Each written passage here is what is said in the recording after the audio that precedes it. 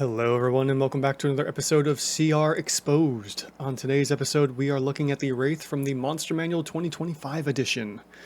So with that, let's jump right in and see what our undead monster has to go with at the moment. So ironically enough, looking at it, looks like the 2025 edition has updated our Wraith to be either small or medium. But based on the hit points, because it's a D8, we're going to stick with medium just for the heck of it and jump right into this. So at the moment, we have 13 AC, so we'll start with that. We have a medium undead. Again, we have 9 hit dice, as we see here in the top portion. And then we're going to go ahead and start modifying the monster after we add in the 5 CR here. And we're looking at the following of 6 strength, 16 dex, 16 con, 12 intelligence, 14 wisdom, and 15 charisma. Now moving forward, we do have some resistances here of acid, bludgeoning, cold, fire, piercing, and slashing. Fascinating that it has been broken up in this manner. So we have a whole bunch of resistances. We'll go ahead and throw those in place. And for this type of undead, it's not surprising. Although we also have necrotic and poison, and then we have a bunch of conditions that we don't have to worry about the conditions. And we only have 2 immunities and 2 of the immunities here to worry about, so we don't have to trigger for the immunities rather than resistances. So at the moment, we are seeing a 1.5 hit point multiplier here because of the resistances, giving our Wraith an extra 33 hit points. Moving on, we can skip past the rest of this stuff after the monster monster, whatever I'm calling this, I keep forgetting.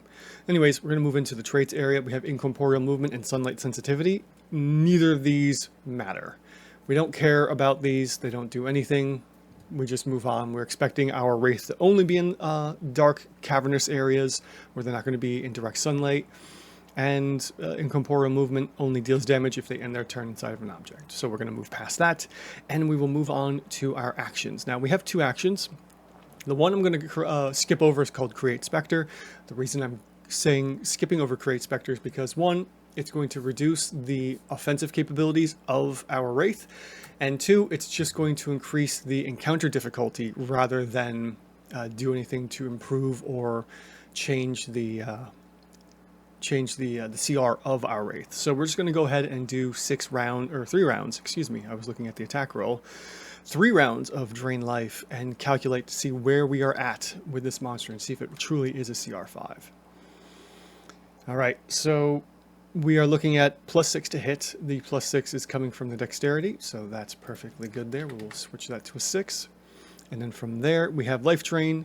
It deals 21 necrotic damage, which we only do once, so this is a big hit or nothing kind of monster. And because it's an even number of dice, it's just going to be the 21. And then if the target is a creature, its hit point maximum decreases by an amount equal to the damage taken. So in theory, because we are also draining that damage, I always usually mark this as twice the amount. So what we'll do here is I'm actually going to do this. I'm going to say, we're going to do 2 of these. We're going to say 21 times 2 here, just in case it actually is 21. We don't account for the hit point drain. We'll go from there. But in any event, that's it. We just have the 1 attack. Alright, so what else is expected to go on here? Not much else. I'm not really seeing anything else that would be all that important. So we're going to start with the 42 here, plop that into place, and I'm putting it into concentration because that will directly put it into the full attack, which means we're just going to be doing this every round of combat, like concentrating on, Wall of Fire. In theory, we're going to get damage from that every round of combat, so I throw that in there as a shorthand instead of doing runs round 2 and 3 to give me the full attack here.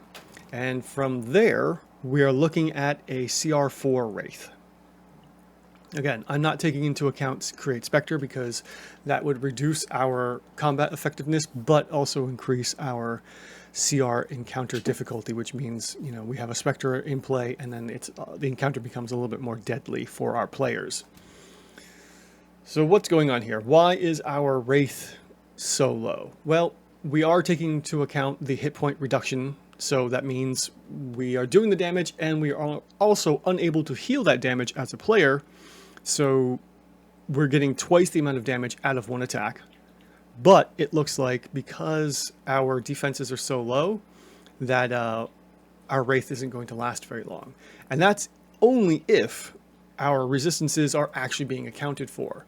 So it looks like we have nothing to do here for magical. So it's always cold, piercing, or excuse me, bludgeoning, piercing, slashing are always going to take effect because there's no modifier here of, oh, from non-magical damage, or from silver weapons, or from this, or from that, or dark, dark steel, or cold steel, whatever it's called.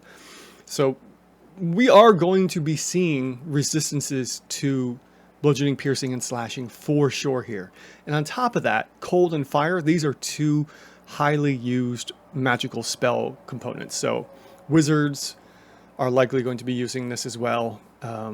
Sorcerers, maybe some other, maybe some druids, warlocks.